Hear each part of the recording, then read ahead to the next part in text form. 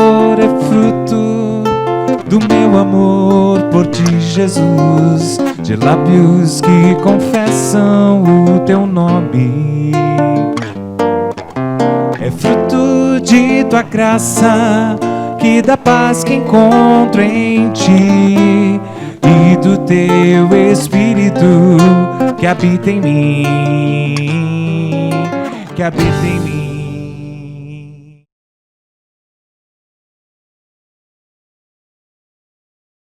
Graça e paz, gente. Muita satisfação que a gente está aqui de volta para dar continuidade, né, ao nosso culto aí, o Atos 8. E a gente tem como objetivo, né, trazer um entendimento, um melhor entendimento sobre a Escritura. E a gente está com esse projeto aí de passear por toda a narrativa bíblica, trazendo uma perspectiva, né, atual e bem objetiva para os nossos dias. Então, assim, sem mais demora, a gente vai continuar hoje, né? A gente chegou aí no capítulo 4 do livro do Gênesis, né? Separa a tua Bíblia aí, separa teu dispositivo e já acessa, porque a gente vai passear por esse capítulo, um capítulo extremamente importante, né, que a gente conhece aí como a narrativa da história de Caim e Abel. Alguns conhecem como a narrativa do primeiro assassinato também. Alguns conhecem como a narrativa da vida fora do Jardim do Éden.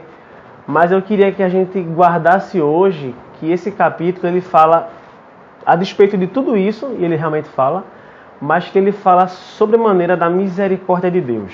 É isso que a gente precisa gravar. Porque, mais uma vez, o Deus que criou o mundo, que criou todas as coisas, criou os homens, apesar do pecado, né, Deus vem se mostrando de uma forma extremamente misericordiosa.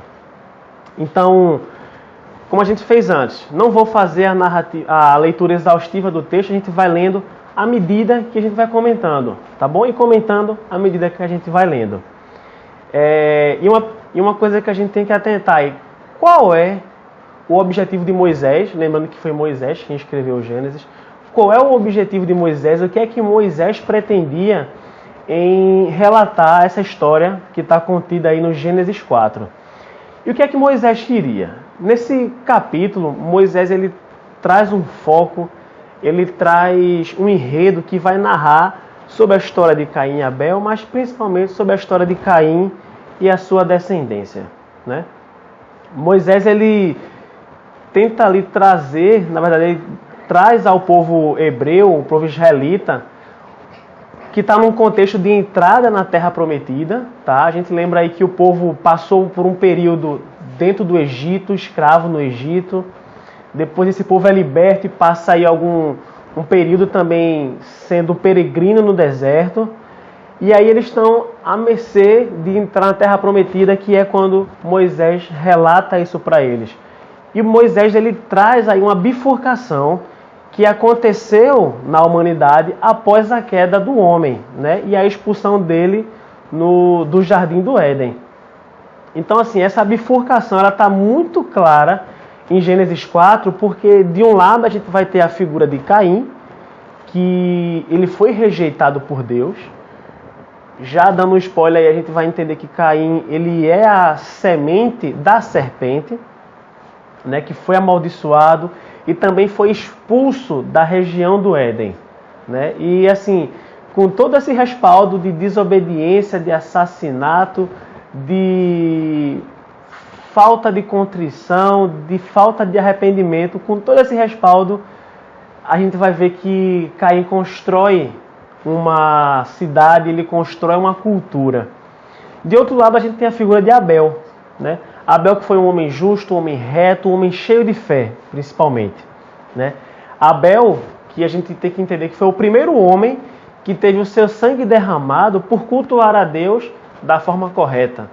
Abel foi o primeiro homem que foi assassinado por cultuar a Deus da forma como Deus exigia, da forma como que Deus queria que o fosse feito, né?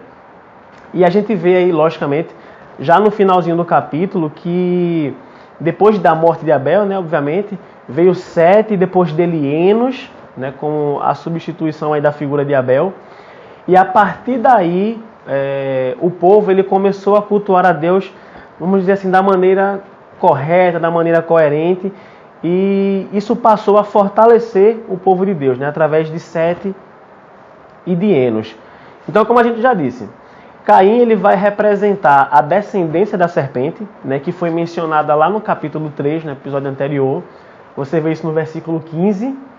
E Abel, que por sua vez representa a descendência da mulher que viria a pisar na cabeça da serpente. Então, sem mais demoras, vamos partir para Gênesis 4, versículo 1, versículo 2. Isso aí vai estar projetado, acompanha comigo. Adão teve relações com Eva, sua mulher. E ela engravidou e deu à luz a Caim. Disse ela: com auxílio do Senhor, tive um filho homem. Versículo 2. Voltou a dar à luz, desta vez a Abel, irmão dele. Abel tornou-se pastor de ovelhas e Caim, agricultor. Pois bem, meus irmãos, num próximo episódio, acho que daqui a 2 episódios, né, lá em Gênesis 5, acredito, ou no próximo episódio, na verdade, a gente vai ver que Adão, ele teve filhos e filhas. Adão e Eva tiveram filhos e filhas. Gênesis 5, capítulo 4. E assim, sabendo que Adão, né, a Bíblia relata isso, que Adão viveu 930 anos, a gente entende que eles tiveram muitos filhos e muitas filhas, né? E ao que parece, Caim e Abel foram os 2 primeiros, né? Os 2 primeiros dessa descendência que surgiu após a queda do homem e a expulsão deles do Jardim do Éden. A gente precisa lembrar, é importante lembrar, que havia essa região que chamava Éden, e Deus havia estabelecido um jardim, né, dentro dessa região. E quando o homem é expulso, Adão e Eva eles começam a viver na região do Éden. Eles estabelecem ali o seu clã e começam a cultivar, enfim. E a descendência deles começa nessa região, tá? Só para contextualizar os irmãos. Mas aí voltando para esse capítulo, a gente vê que a palavra de Deus ela diz que Adão e Eva eles coabitaram, eles tiveram relações e Eva engravidou, né? E assim, aqui a gente já vê o cumprimento do que vinha sendo tratado em Gênesis 3. Porque Eva certamente, ela experimentou, ou ela fez prova realmente, né, do que aconteceu, que foi a respeito do seu castigo. Deus havia dito que com dores ela daria luz a filhos. E assim, Caim, né, o primeiro ser humano gerado, né, de forma natural ali pela mulher, após a saída do homem, né, do Jardim do Éden. E aí a Bíblia nos relata que ela deu à luz a Caim e ela disse, né, com o auxílio do Senhor eu tive um filho, homem. E a gente vê aí que assim, o nome de Caim, a Bíblia e os originais hebraicos nos permitem essa interpretação, que o nome Caim ele é muito parecido com a palavra que seria utilizada para dizer assim, adquirir, possuir, né?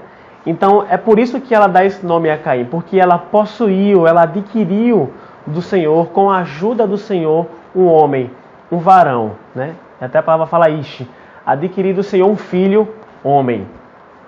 E assim, é muito interessante o porquê Moisés faz esse relato. Nós temos que esse relato existe para o nome de Caim, mas não para o nome de Abel. E existe um propósito para isso, né? Ela diz que com o auxílio do Senhor tive um filho homem. E assim, por que Moisés declara isso? A gente acredita que Moisés faz esse registro para ressaltar a alegria que Eva teve. Porque assim, Eva nesse momento, ela começa a lembrar, ou ela vivencia aquilo que também Adão falou lá em Gênesis 3, no seu versículo 20, porque Adão diz o seguinte, Adão chama sua mulher de Eva, porque ela seria, e ela de fato o foi, mãe de toda a raça humana. Então Eva começa a experimentar isso com o nascimento de Caim, que foi o primeiro ser humano gerado de forma natural, né? E outra coisa que a gente vê nessa declaração de Eva, que com o auxílio ela deu à luz a um homem, é que parece que Eva tinha a esperança, né, de que Caim seria aquele, né? Eva lembrava da promessa. Então seria aquele que viria a pisar na cabeça da serpente. E outra questão é que Eva, ela tinha a consciência, né, de que ela já estava num grau de dependência de Deus, né? Em contrário com o que aconteceu em Gênesis 3, porque ali a situação que Eva se coloca, né, ao dialogar com a serpente e acabar incorrendo no pecado, foi de um distanciamento de Deus e de uma independência, né? Na verdade, ela queria ser igual a Deus. E aqui a gente já vê Eva numa outra posição. A gente vê Eva aqui numa posição de dependência de Deus. Porque, assim, se ela não tivesse esse conceito, se ela não tivesse esse entendimento, muito provável que ela não teria declarado isso, que foi com o auxílio de Deus que ela deu à luz a essa criança, né? E, assim, a gente vê que a experiência da queda não tinha deixado que Eva esquecesse da promessa. Deus, ela também estava lembrada da promessa de crescer e multiplicar. Então, por isso que eu gostaria de ressaltar essa questão do porquê Moisés coloca a explicação para o nome de Caim, né? Então, assim, Eva estava muito bem lembrada que agir fora da dependência de Deus trouxe desgraça para sua família, né? Trouxe o afastamento de Deus para a sua família e, na verdade, para toda a humanidade. E diferente do nome de Abel, né? A Bíblia diz que voltou a dar à luz e dessa vez a Abel, irmão dele. Tornou-se Abel pastor de ovelhas e Caim agricultor. Moisés não faz nenhuma questão de especificar o porquê do nome Abel. Mas, Tiago, e daí? E o que é que significa Abel? O porquê disso? Abel, ele significa algo como vaidade, pode-se assim dizer, resumir como vaidade. Mas pode também ser entendido como um sopro, uma brisa, um vento, algo quase que imperceptível. Esse é o nome de Abel, é isso que Abel significa, né? E aí, assim, eu queria fazer uma pausa aqui em relação ao nome de Abel, porque alguns tentam levantar uma hipótese, e aí me permitam discordar dessa hipótese, de que Eva teria dado o nome de Caim, né, como ela tivesse vislumbrado aquele que viria pisar na cabeça da serpente. Já Abel, ela meio que teria desprezado, por isso o nome dele de vaidade. Isso aqui não vai dar para nada, é só vaidade, é uma coisa que passa rápido, né? É uma ideia que traz até um desconforto familiar, porque parece que Eva não teria prazer naquele filho, né? Que ela não nutria afeição por aquele filho, ou ela desprezava aquele filho. E permitam-me discordar, como eu disse anteriormente, desse posicionamento. Porque, ao que eu disse antes, Eva estava muito consciente da bênção do Senhor de crescer e multiplicar. A gente prefere entender que Eva deu esse nome para, realmente, o de Caim, para exaltar o fato de ter sido o primeiro homem, né, a nascer, de Deus ter permitido isso acontecer apesar do pecado deles. Mas Abel, a gente tenta entender que Abel foi colocado ali esse nome como um memorial, sabe? E de fato isso aconteceu. Abel, ele vai ser martirizado, ele vai ser lembrado lá em Hebreus como um herói da fé. Ele entra para a galeria dos heróis da fé como um mártir. Por que disso? Eu acredito que Eva usa esse posicionamento para lembrar não só ela e Adão, né, de que o homem é vaidade, né, e foi a vaidade do homem que o distanciou de Deus, foi a vaidade do homem que o fez pecar lá no Éden. E eu entendo que isso foi feito por Adão e Eva para lembrar não só eles dois do que havia acontecido, mas de nutrir a toda a sua descendência que estava sendo gerada, né, de que assim, apesar da vaidade do homem, apesar da fragilidade do homem, existe um Deus misericordioso. E que assim Abel propagasse esse entendimento. Então, que a gente não entenda isso, que Eva fez uma separação entre os dois filhos e preferiu um ao outro. Eu não acredito nessa hipótese, né? E logo em seguida, ainda no versículo 2, a Bíblia vai falar das profissões que eles seguiram, né? Abel foi pastor de ovelhas, enquanto Caim era agricultor. E aí acho que muita gente agora já está tendo alguns insights aí para entender que o que acontece em seguida, que todo mundo já sabe, teria sido fruto disso. Abel é pastor de ovelhas, é uma profissão nobre, é isso que Deus quer, é isso que aponta para o sacrifício de Cristo. Tudo bem. Enquanto Caim só queria saber das coisas dessa terra e cultivar e seu próprio esforço e tal. Vejam, me permitam fazer uma consideração. As duas profissões são igualmente dignas, né? Afinal de contas, os dois aprenderam esses ofícios com seu pai, com Adão, que também tinha recebido ordem da parte de Deus, tanto de dominar sobre os animais domésticos, né, quanto cultivar e arar a terra. Ou seja, o problema de Caim e Abel não estava na profissão deles, não estava na atividade que eles exerciam, e a gente vai ver isso mais adiante, né? Então, assim, quando a Bíblia nos ensina que a ordem de Deus foi para Adão dominar sobre os animais domésticos, ou seja, Adão deveria pastorear, Adão deveria alimentar, dar água, proteger do sol, dar um abrigo durante a noite. Então, é uma profissão digna, uma profissão que veio de uma ordenança divina, mas assim como a profissão de Caim, né, de arar a terra, de cultivar e de cuidar dos seus frutos, né? Então, assim, a agricultura e pecuária com certeza foram as duas primeiras profissões que existiram, tá bom? E aí, nesse primeiro bloco, o que é que a gente conclui? Que, assim, tanto Caim quanto Abel, eles seguiram um estilo de vida, cada um no seu estilo de vida, mas que por si só, os dois estilos, eles eram agradáveis a Deus. Não tinha nada errado em ser agricultor ou ser pastor de ovelhas, nada disso. Né? Assim, como a gente já falou, o cultivo do solo ele foi ordenado por Deus e o trabalho de alimentar os animais também foi ordenado por Deus. Então, assim, os dois estavam igualmente dignos nessa questão, né? Só que aí, o que é que acontece, né?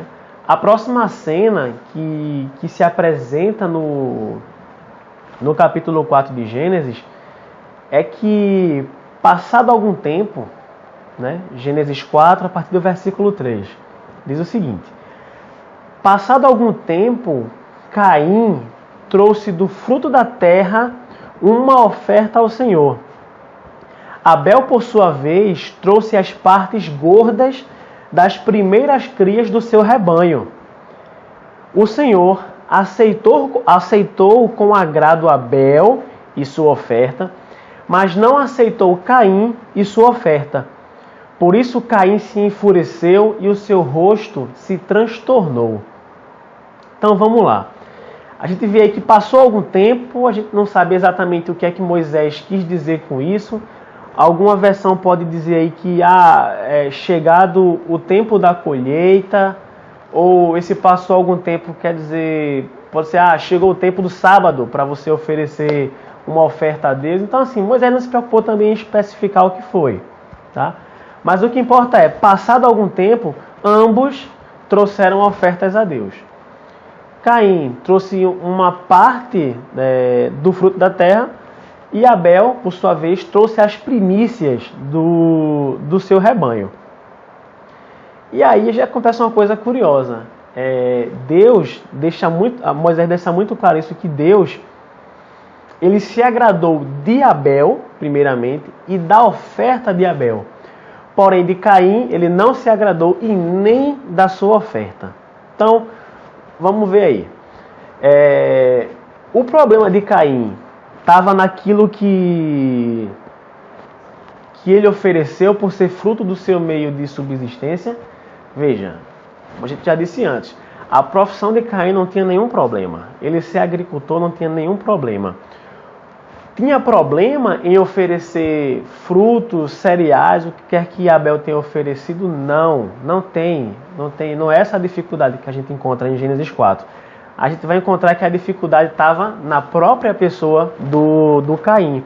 Afinal de contas, mais para frente a gente vai ver que foi estabelecida também uma oferta para frutos, para cereais, né? Era uma oferta de gratidão ao Senhor, enquanto o sacrifício de animais a gente entende que é uma oferta, um sacrifício para propiciação de pecados, né? Para remissão de pecados. Então, a oferta que Caim tinha feito, por si só, não era problemática. O problema estava no próprio Caim, tá? Então, assim, a gente não sabe exatamente qual foi a revelação dada por Adão aos seus filhos. Exatamente como é que Adão ensinou a forma de cultuar, a gente não tem isso descrito com precisão. Mas, assim, com certeza eles sabiam o que fazer, né? Adão relatou o que tinha acontecido no Éden com a queda. Certamente Adão contou das vestes que eles procuraram para se cobrir, enquanto Deus foi lá e sacrificou, imolou um animal e dele fez vestes, né? Que essas vestes, sim, perdurariam e protegeriam o homem, tá? Mas o que é que Deus tem para nos mostrar sobre isso, né? E a palavra fala o seguinte, no versículo 6. O Senhor disse a Caim: por que você está furioso? E por que se transtornou o seu rosto? Tá? E assim, o que acontece em seguida? Deus fala assim: se você fizer o bem, não será aceito? Mas se não fizer, saiba que o pecado ameaça a porta. Tá? E ele deseja conquistá-lo. O pecado deseja conquistá-lo, mas você deve dominá-lo. A pergunta feita por Deus é claramente, a gente vê que assim, a raiva que Caim, né, expressou não tinha fundamento nenhum, entende? Deus olhou para ele: o que é que está acontecendo? Por que é que você está com raiva? Se você fizer o que é certo, se você fizer o que a gente tem mostrado aos seus pais, certamente você será aceito. Como a gente entende isso aqui? A gente entende, mais uma vez, que o problema não era o conteúdo de ser o animal sacrificado ou de ser o fruto. A questão é oferecermos a Deus o melhor que nós temos. Moisés deixa isso muito claro, porque Caim ofereceu uma parte da sua produção, enquanto Abel, ele foi e ofereceu a gordura das primícias do seu rebanho. Então, assim, o que importa aqui é oferecermos a Deus o nosso melhor. E não foi isso que Caim fez, né? E a gente pode até imaginar a cena. Como é que será que isso aconteceu, né? Como é que será que Deus demonstrou isso? E assim, olhando para o restante do Antigo Testamento, a gente vê que Deus muitas vezes fez descer fogo do céu e consumir, né, o sacrifício, a oferta que tinha sido dada. Então é muito provável que tenha acontecido o seguinte, né? Caim chega para fazer a sua oferta e ele vai lá, coloca talvez no altar, ok, nada. E em seguida vem Abel, por sua vez trouxe as gorduras das primícias e quem sabe vem ali fogo do céu, consome a oferta de Caim, de Abel, e aquilo certamente gerou um mal-estar na pessoa de Caim, porque Abel não fez aquilo para ofender seu irmão, de forma alguma. Abel fez aquilo por fé, por entender que o animal que havia sido imolado no Éden para cobrir os seus pais, aquilo deveria se repetir, né? Para mostrar mais uma vez a misericórdia de Deus diante do homem pecador, né? E assim, a gente precisa entender que isso aconteceu num contexto de culto. E como isso é preocupante, né, amigos? Porque essa cena aqui, isso aconteceu dentro de um culto a Deus. Caim, ele também era religioso. Caim também ele queria agradar a Deus. Abel queria agradar a Deus, Abel também era religioso. Mas a diferença aí é no que havia dentro deles, o que é que havia no coração deles, tá certo? Então assim, Caim, ele não quis se aproximar de Deus, né, através do derramamento de sangue, né? A gente vê isso. O que é que ele prefere fazer? Ele prefere ofertar um fruto do seu trabalho. eu volto a repetir, será que tinha problema em ele ofertar o fruto do seu trabalho? Eu acredito que não. A questão é na forma com que ele oferece. Será que esse fruto foi o melhor fruto que ele conquistou ali, né, com que a terra lhe deu? Muito provavelmente que não. E por isso não foi aceito, né? Então, trazendo para o nosso contexto, né? Assim, passando pelo Novo Testamento e trazendo para o nosso contexto. Lá em Tiago, acho que é no versículo 19, Tiago vai dizer que até os demônios creem que Deus existe, né? E a gente teve a oportunidade de conversar há algumas semanas sobre o fato de você ser cristão, mas ser um cristão ateu. Talvez o fato de você achar que simplesmente crer em Deus e agir de qualquer forma, será que isso seria suficiente para levar para uma vida eterna com Deus? E é certo que não.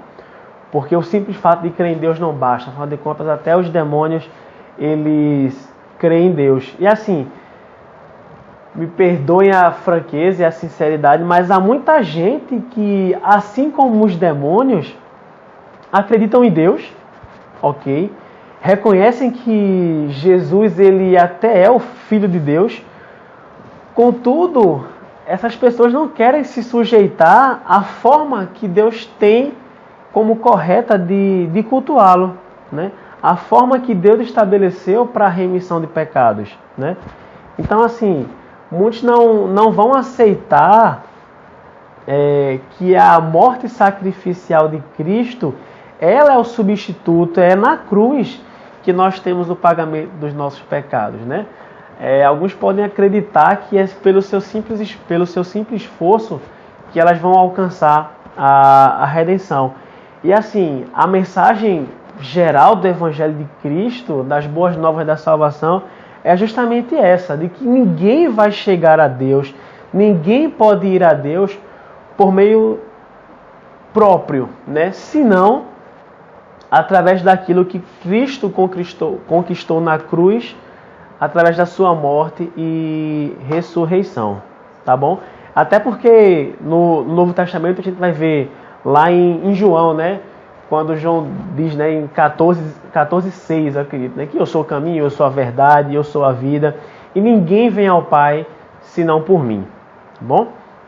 E aí, a gente, como eu disse lá no começo do estudo, né? Esse devia ser um capítulo sobre a misericórdia de Deus. Porque, veja, um culto foi feito, ofertas foram ofertadas, ofertas foram entregues a Deus, né? E aí Caim se rebela, fica com o rosto transtornado, fica chateado, né? E Deus, de uma forma muito graciosa, ele vem falar com Abel, vem falar com Caim, né? E assim, de uma forma muito gentil, né, o Senhor fala com ele, olha, se você não fizer o que é certo, né, vai ser aceito, mas se não fizer, cuidado, né, porque o pecado ele já exaporta, o pecado ele está ameaçando você, ele está ali perto de você, pronto para lhe atacar, né, e assim, ele deseja conquistá-lo, mas é você, Caim, que tem que dominar sobre esse sentimento, sobre esse pecado, né? Mas o conselho desse Deus gracioso ele é completamente rejeitado por Caim. E aí a gente vê uma cena extremamente triste, né? A gente vê o que acontece com Caim e Abel, né? E no versículo 8, Caim chega para Abel e diz o seguinte, né? Disse, porém, Caim a seu irmão Abel, vamos para o campo? E quando estavam lá, Caim atacou seu irmão Abel e o matou. Alguns pontos aqui. Primeiro, por que vamos ao campo? A gente precisa lembrar que nessa época aqui, a terra já estava bem povoada. Lembra que Adão viveu 930 anos, que eles tiveram filhos e filhas. Então já havia tido uma multiplicação, né, de pessoas. Por isso que a gente entende que Caim chega para Abel e faz, vamos para o campo. Por que isso? Porque era um lugar afastado, né? E miseravelmente a gente vê que Abel ele premeditou esse crime, A gente vê que que Caim maquinou toda essa situação, tirou Abel do meio talvez ali do povoado e para um lugar mais afastado no campo e o executou. É isso que acontece, né? E assim, Caim mata o seu irmão, não apresenta nenhuma espécie de remorso, nenhuma espécie de arrependimento, nada, simplesmente nada. E aí é quando o texto prossegue, né, que vai contar que o Senhor chegou para ele, mais uma vez nosso Deus misericordioso chega para Caim e começa, né, um diálogo. E assim, como a gente disse, né, Deus vem no versículo 9 e diz o seguinte: então o Senhor perguntou a Caim, onde é que está o seu irmão Abel? Respondeu ele, não sei, não sou responsável por meu irmão. Veja a que nível de pecado Caim já estava dominado. E aí vale a gente voltar um pouco, né? A respeito, mais uma vez eu bato nessa tecla, o problema não foi a oferta que Caim fez, porque assim, a oferta foi só o que resultou do que já estava dentro do coração de Caim, que era pecado, né? Caim aí mais uma vez, como descendente da serpente. Então assim, a gente vê que Caim ele ignora completamente a ordenança que Deus dá, a forma de cultuar a Deus, né? Então assim, ele faz esse planejamento terrível, né, de levar seu irmão, premeditar. Veja, a morte, isso precisa ser muito bem destacado, a morte nunca tinha acontecido até esse momento. Nenhum ser humano tinha perdido a sua vida por ser executado por outro, né? Caim, já tomado de pecado, por ser a descendência da serpente, é que comete esse primeiro crime, né? E assim, quando os dois homens já estavam já no lugar aberto, né, aparentemente, a gente entende que não havia testemunhas ali, Caim vai e executa o seu irmão, tá? E Deus, então, foi até ele. Lembra da misericórdia de Deus, tá? Deus vai até Caim, Deus se apresenta e esse versículo, onde é que está o teu irmão? Onde é que está Abel, teu irmão? E vale esse jogo também de palavras, né? Porque Deus podia ter dito, onde é que está teu irmão? Mas ele diz, onde é que está o teu irmão? Onde é que está Abel, o teu irmão? Né? Para fazer da mesma forma que ele fez com Adão e Eva no capítulo 3. Né? Deus faz algumas perguntas retóricas para fazer com que Caim assuma o que aconteceu. Mas parece que pior do que aconteceu no jardim, Caim não demonstra nenhum tipo de remorso, nenhum tipo de arrependimento. Muito pelo contrário. Assim, ele é de uma insolência absurda, né? Caim chega para Deus e diz, não sei, por acaso sou eu responsável do meu irmão? Parece que Caim chega para Deus e faz, por acaso sou eu que deveria pastorear o pastor de ovelhas, né?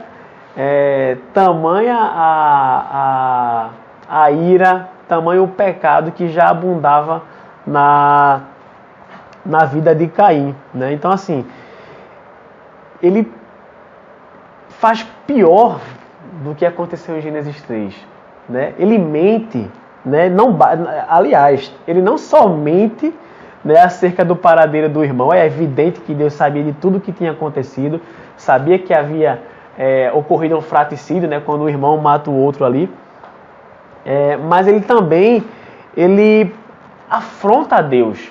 É de um sarcasmo, de um deboche tremendo. E por acaso sou eu que sou o tutor do meu irmão? Será que sou eu que tenho que pastorear o pastor de ovelhas? Evidentemente que não, Deus. Veja que pecado, como o pecado cega completamente o homem, né? E assim, outra coisa importante é que antes a terra havia sido amaldiçoada, né? E agora a terra é manchada com o sangue de Abel, né? Que foi derramado pelo seu irmão. Então assim, E esse sangue, ele clama a Deus por justiça, quando a gente vê isso lá no versículo 10 desse mesmo capítulo, que diz o seguinte: disse o Senhor, o que foi que você fez? Escute, da terra o sangue do seu irmão está clamando. Então, assim, houve tempo para arrependimento de Caim? Certamente que sim, né? Mas passou. Deus pergunta para ele: o que aconteceu? Onde é que está seu irmão? Deus faz perguntas a ele, quem sabe com o anseio de ver com que ele se apresentasse a Deus como arrependido. Deus, eu pequei contra ti, eu matei meu irmão, né? Eu quero me reconciliar contigo, mas nada disso acontece, né? E assim, e a palavra fala, né, já nos versículos 11 e 12 o seguinte: agora amaldiçoado é você pela terra, que abriu a boca para receber da sua mão o sangue do seu irmão. Quando você cultivar, esta não lhe dará mais sua força, você será fugitivo e errante pelo mundo. Ou seja, aquilo que a gente falou antes. Houve um tempo para o arrependimento de Caim? Certamente que sim. Deus é um Deus gracioso, de amor e misericórdia. Mas isso não aconteceu. Então Deus parte para a sentença. Deus parte para o castigo e para a maldição de Abel, que foi o que a gente acabou de ler, né? É a primeira vez, é importante lembrar isso, que um homem, o ser humano, é amaldiçoado. Lá em Gênesis 3, nem Adão nem Eva foram amaldiçoados, não, tá? Eles tiveram castigo, sim, tiveram castigo, mas não maldição. A maldição recaiu sobre o diabo, a serpente, e sobre a terra. Mas agora, de fato, existe uma maldição estabelecida sobre o homem, sobre Caim, né? E assim, chega a ser inacreditável a forma como Caim reage a tudo isso, né? E parece que as coisas não poderiam piorar, mas elas vão além. A reação de Caim, a primeira repreensão de Deus, ela foi silenciosa, né? Chega até a ser um tanto quanto sombria, a gente poderia colocar assim. Mas após a sentença que Deus pronuncia sobre ele, ele não se coloca mais numa posição de silêncio. Ele chega a afrontar a Deus. E de uma forma, vamos usar o linguajar de hoje, até mimizenta, tá certo? Caim, ele se coloca como sofredor, como coitado, como vítima, né? Lembramos da sentença que Deus tinha colocado sobre ele. Quando você cultivar a terra, ela não lhe dará mais a sua força, e você será fugitivo e errante pelo mundo. E aí Caim abre a boca para dizer a seguinte pérola: meu castigo é maior do que eu posso suportar. Parece que ele diz: Deus, você está pegando muito pesado, afinal de contas eu só matei meu irmão. E o Senhor agora está me amaldiçoando, dizendo que quando eu plantar, a terra não vai dar fruto, e eu vou ter que ser errante pelo mundo durante toda a minha existência, né? E assim, é de uma arrogância tremenda essa postura de Caim, né? Porque assim, Deus garantiu que, embora a vida de Caim parecesse, né, para Caim, na verdade, a vida parecesse valer pouco, porque se ele mata o seu irmão e Deus vem e preserva a sua vida, Deus está mostrando um entendimento sobrenatural. Deus está mostrando que Deus preserva a vida. Deus quer que a vida continue. Não era do agrado de Deus ceifar a vida de Caim, né? Imagine se Deus ou executa Caim, fulmina Caim, ou permite que alguém mate Caim. Vamos supor que Deus permita que alguém mate Caim. Isso ia virar um ciclo, né? Caim matou Abel, por sua vez ele é castigado, e alguém vem e mata ele, por sua vez alguém vem e mata a pessoa que matou Caim. Isso não era do agrado de Deus, né? Não era isso que Deus pretendia, né? E Caim, ele se coloca nessa posição. existiu arrependimento? Não, de forma nenhuma. Ele simplesmente veio reclamar do fardo que Deus havia lhe dado, né? Então, ele diz o seguinte: o meu castigo é muito maior do que eu posso suportar. E no versículo 14 diz: hoje tu me expulsas desta terra e eu terei que me esconder da tua face.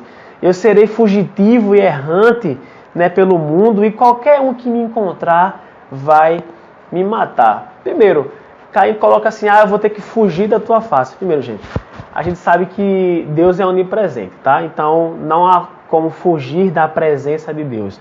A gente entende que o fugir da tua face que Caim estava colocando era que aquilo, lembrando que aquilo aconteceu num ambiente de culto, num ambiente de adoração. Então certamente havia um local destinado para isso. Então o fugir da tua face, o se afastar, o ser expulso da tua presença era desse local de culto, desse local de adoração que Deus certamente já se manifestava, né? E assim, e Caim coloca dessa forma, né? Que eu serei errante pelo mundo, fugitivo, e qualquer um que me encontrar vai me matar. E Deus vem mais uma vez de forma muito misericordiosa e amorosa e diz o seguinte: mas o Senhor lhe respondeu: não será assim. Se alguém matar Caim, sofrerá 7 vezes a vingança. E o Senhor colocou em Caim um sinal, para que ninguém viesse a encontrá-lo e matá-lo, né? Note que Moisés agora troca a forma de falar. Antes Moisés relatando, Deus vinha falando diretamente com Caim. Mas quando Caim diz: não, Deus, o Senhor coloca um fardo muito pesado sobre mim. Quem me encontrar agora por esse mundo vai me executar, vai me matar. E Deus diz, né, Deus coloca uma marca sobre ele e diz agora: quem, né, se alguém matar Caim, né, sofrerá 7 vezes a vingança. Ou seja, Deus se dirige agora para a população que está ao redor. Se alguém ali atentasse contra a vida de Caim, aquilo lhe seria por vingança 7 vezes mais. Ou seja, Deus é um Deus misericordioso, né? Muitas vezes a gente pode pensar que essa marca que foi colocada sobre a vida de Caim, aquilo teria sido uma maldição, aquilo teria sido um castigo, mas na verdade não foi, tá? E por que eu digo isso? Porque é melhor a gente entender isso como mais uma vez a misericórdia de Deus. Deus foi misericordioso com Caim ao ponto de mostrar que a vida dele tinha valor diferente do entendimento que ele teve sobre a vida do seu irmão, que ele tirou e simplesmente ficou por isso mesmo, na sua cabeça, né? Então, Deus coloca essa marca para que a vida de Caim fosse preservada, para que quem tivesse ao redor dele e sabedor da história olhasse para eles: aquele ali está marcado por Deus e a gente não pode derramar o seu sangue, tá? Da mesma forma, a gente entende a misericórdia de Deus por outro lado, né, para aqueles que estavam ao redor de Caim, né? Porque alguém, talvez tomado por ira também, ou por um desejo de vingança, viesse, não sei que aquilo ali é Caim, talvez, não sei, né, e viesse a tirar sua vida. Então, aquela pessoa também seria castigada 7 vezes mais. Então, eu repito, é melhor que a gente olhe esse capítulo do ponto de vista da misericórdia de Deus, e não de castigo, de punição, de condenação. Nada disso, tá? E foi isso que aconteceu. Então, Caim, né, já no versículo, vou ler aqui o 15 e o 16, né? E o Senhor lhe respondeu: não será assim. Se alguém matar Caim, sofrerá 7 vezes a vingança. E o Senhor colocou em Caim um sinal para que ninguém viesse a encontrá-lo, o matasse. E o 16 diz: então Caim se afastou da presença do Senhor e foi viver na terra de Nod, a leste do Éden. Repito, o se afastar da presença do Senhor seria ali o se afastar daquela comunidade, daquela congregação, né, do local de culto a Deus, né? Não se esconder no sentido de Deus não pode mais encontrá-lo. Deus é um Deus onipresente. E aí, na reta final já do capítulo, a gente vai ter a genealogia, né, de Caim e algumas implicações, tá? Não vou ler aqui a genealogia por completo, e acredito que ela está aqui de forma parcial, tá? Mas esse segundo trecho, esse trecho aí que vai do 16 para frente, até antes dali do nascimento de Sete, nos mostra como aconteceu também a vida, né, de acordo com a genealogia, vamos dizer assim, da descendência da serpente, né? Lembre, a ordem de Deus foi, e o castigo de Deus, a maldição de Deus, que você vai ser errante pelo mundo. Enquanto você viver, você vai peregrinar por esse mundo. Mas Caim, de novo, ele se apresenta de uma forma, parece que para confrontar Deus. Veja o versículo 17. Caim teve relações com sua mulher e ela engravidou e deu à luz Enoque. Depois, Caim fundou uma cidade a qual deu o nome do seu filho Enoque. Alguém notou alguma peculiaridade aí? Veja, poucos versículos antes, Deus tinha dito que você vai ser errante. A sua maldição é andar pelo mundo, plantar e não colher. Mas Caim, mais uma vez, ele se coloca de encontro a Deus. E é justamente isso que o diabo faz todos os dias, desde esse tempo, né? Caim, ao invés de ser errante pelo mundo, não. Caim e estabelece uma cidade. Caim tenta se solidificar, construir uma cultura, construir uma civilização, né? E ele funda uma cidade chamada de Enoque. E aí os versículos passam e existe outra figura que, lamentavelmente, está colocada dentro da genealogia de Caim, que é Lameque. Daí, Tiago, quem é Lameque? Lameque é o cara que basicamente inventou a poligamia, tá?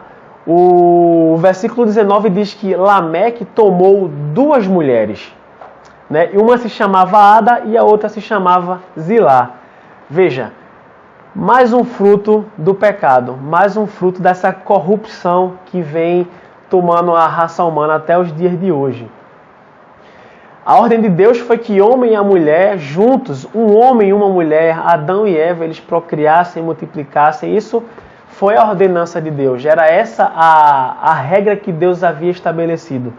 Mas Lameque, descendente também da serpente, resolve inovar, né? E mais uma vez para a desgraça do homem. Lameque, ele toma 2 mulheres, ou seja, ele passa a instituir o que a gente chama de poligamia, tá bom? E aí o trecho bíblico segue, né? E existem outras questões, tá? Também, em meio ao pecado, mesmo em meio ao pecado, existiu um suposto avanço tecnológico, alguma coisa nesse sentido, porque a gente vai ver que na descendência de Caim existiram alguns indivíduos que foram até importantes, vamos dizer assim, né, para a tecnologia da época, né? Tubal-Caim, ele foi um indivíduo que ele fabricava ferramentas de bronze e de ferro e tal, mas isso tudo no meio dessa geração que, né, tendia para a perversidade. E aí, para talvez concluir esse ciclo, né, no capítulo de horrores, o mesmo Lameque que havia possuído 2 mulheres, ele chega para elas e diz o seguinte: olha, Ada e Zilá, ouçam-me, mulheres de Lameque, escutem minhas palavras. Parece que ele está preparando um discurso para dar uma notícia tremenda, uma notícia boa, um super feito que ele tenha realizado, né? E ele diz: eu matei um homem, porque esse homem me feriu. E mais, eu matei um menino, porque ele me machucou. Se Caim é vingado 7 vezes, Lameque o será vingado 70 vezes. Então você vê aí o cúmulo da desgraça humana, né? Caim, que não tinha exibido nenhum traço de arrependimento ou de remorso por ter matado seu irmão, em sua descendência chega um indivíduo que, além de instituir a poligamia ou inaugurar a poligamia, ele se vangloria de ter matado 2 vidas, de ter ceifado 2 vidas, né? E mais, ele diz, se Caim vai ser vingado 7 vezes, Lameque, que cometeu algo muito pior, vai ser vingado 70 vezes.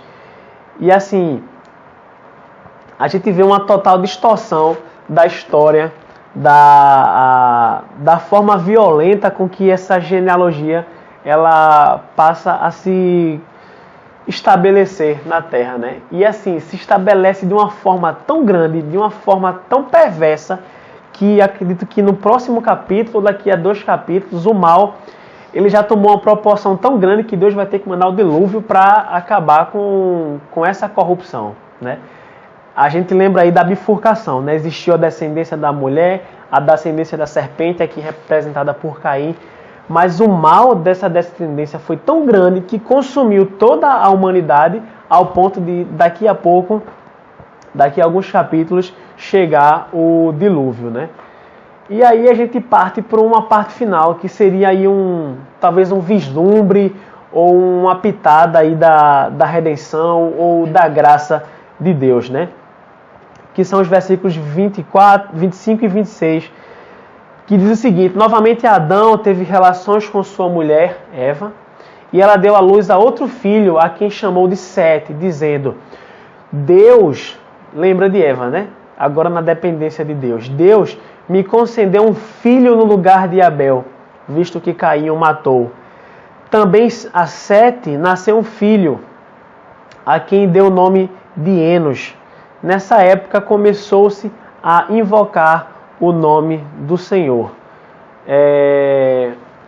Paulo, lá em Romanos, acredito que Romanos 5, ele vai trazer algumas perspectivas sobre o Gênesis, mas uma coisa muito importante que Paulo fala é aquele trecho muito conhecido, né, onde abundou o pecado, superabundou a graça de Deus. Esse capítulo ele parecia tender para uma desgraça completa, né? Terminar o capítulo com uma desgraça completa. Mas Moisés, falando para o povo hebreu, ali na iminência de entrar na terra prometida, ele traz mais uma vez a esperança, né? O pecado certamente abundou na linhagem, na descendência de Caim, mas o capítulo não termina dessa forma. O capítulo ele vai trazer agora Sete como o substituto de Abel e depois dele Enos, né? E por eles, na descendência deles, passou-se a invocar corretamente o nome do Senhor, né? Talvez aquela população ali passou a buscar a Deus de uma forma mais consistente, de uma forma mais robusta, tá bom? E aí, gente, para finalizar agora de verdade, o que é que Moisés, né, queria ensinar para os israelitas e o que é que nós podemos aprender com Gênesis 4, tá bom? Então, assim, primeiro, Moisés ele queria mostrar o início do conflito, né? Que conflito? O conflito entre a descendência da mulher e a descendência da serpente, que tinha sido dito, né, lá em Gênesis 3,15, ou seja, é exatamente o conflito da raça humana. A gente não consegue sequer entender a nossa história sem a gente entender Gênesis 3 e Gênesis 4, né? Então, assim, esse conflito entre descendência da serpente e descendência da mulher, ele permeia toda a Bíblia, né? A gente pode até lembrar dos próprios israelitas ali que iriam adentrar na Terra Prometida, eles teriam que guerrear, né? E ali a gente entende que eles guerreariam contra a descendência da serpente para conquistar aquele povo, né? A descendência dos cananeus que já habitavam aquela terra, acho que 450 anos, né? Então, assim, a Bíblia está repleta desse conflito, né? Outra coisa que Moisés queria mostrar para o povo é o seguinte, que existe uma verdadeira essência do culto a Deus. Existe uma essência para o real e verdadeiro culto a Deus. E por que isso? Por que dizer isso ao povo de Israel? A gente precisa lembrar que eles estavam pelo menos 400 anos, né, sendo escravos numa cultura completamente pagã, cheia de outros deuses, cheia de outras invocações, cultos e sacrifícios. Estavam prestes a entrar numa terra que a população ali estava acostumada até sacrificar crianças, né? Então, assim, era esse povo. Imagina como esse povo havia sido permeado por outra cultura, por outro entendimento, por outro tipo de adoração, né? E Moisés quer mostrar exatamente isso, que existe uma forma correta de adorar a Deus, né? É evidente que o sacrifício que Abel apresentou representa para o sacrifício de Cristo na cruz, mas principalmente no dar a Deus o nosso melhor, oferecer a Deus o nosso melhor, né? Agir como Deus quer e não como a gente pretende, né? A verdade é essa. E assim, a gente precisa cultuar a Deus. Eu repito, tudo isso aconteceu por conta de um culto a Deus, né? Então a gente tem que cultuar a Deus mediante as suas instruções, né? E assim, o principal exemplo de Abel, que ele foi, né, relatado inclusive em Hebreus, é a fé, né?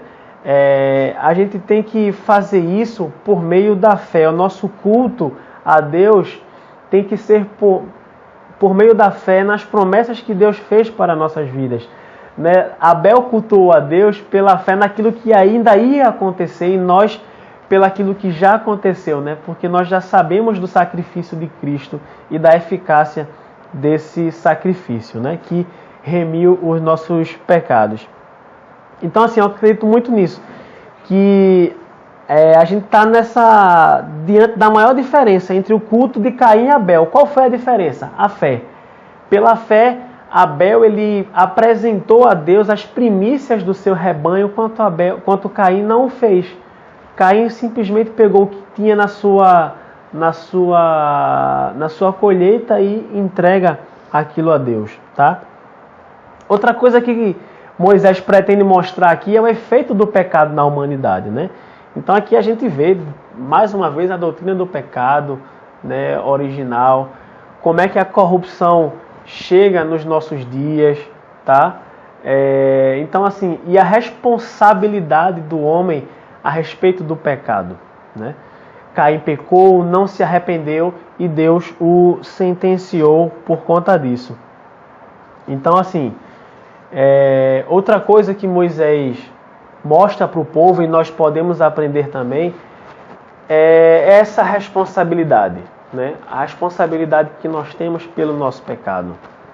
E o que Deus deseja de nós é arrependimento, é confissão, é contrição e depositarmos em Cristo, né, o sacrifício de Cristo, a nossa vida. Porque de fato nós somos pecadores e precisamos de perdão. E nada disso nós encontramos na vida de Caim. Não houve arrependimento, não houve remorso, não houve sequer uma tentativa de reconciliação com Deus, tá?